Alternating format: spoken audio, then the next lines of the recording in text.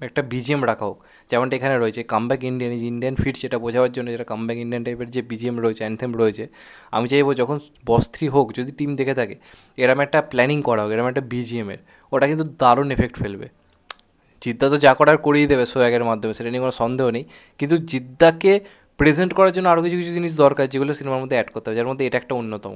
এইরকম একটা গান বস 3-তে থাকা খুব খুব খুব দরকার সিনেমার হাইপটা ক্রিয়েট করার জন্য। এখন ওই যে বসের 1-এর যে গানটা ছিল বা বস 2-এর গান ছিল, ওই ধরনের গান এখন অতটা ক্রিয়েট করলে চলবে না। এইরকম একটা গান রাখতে হবে বস 3 যখন ইন্ট্রোডাকশান হবে, বা পুরো সিনেমা জুড়ে যখন সূর্যভাইয়ের কামব্যাক টামব্যাক এইসব যখন দেখানো হবে, সূর্যভাই ফিরছে, এরকম যে ব্যাপার স্যাপারগুলো রাখা হবে, এইরকম ধরনের একটা মিউজিক রাখতে হবে। আমি বলছি না এটা নকল, এই মিউজিকটা নকল করতেই বলছি, কিন্তু এইরকম ফিল দেওয়া একটা মিউজিক রাখতে হবে, খুব খুব খুব ইম্পর্টেন্ট। যখন বস 3 আসবে আমি চাইবো এরকম কিছু একটা থাকুক, কারণ আজকে ইন্ডিয়ান নিয়ে ইউথরা যে এক্সাইটেড হলো, ইন্ডিয়ান 1 হয়তো অনেকে দেখেনি, তারা এখন এক্সাইটেড কেন, এরকম একটা ব্যাকগ্রাউন্ড মিউজিক ক্রিয়েটের জন্য।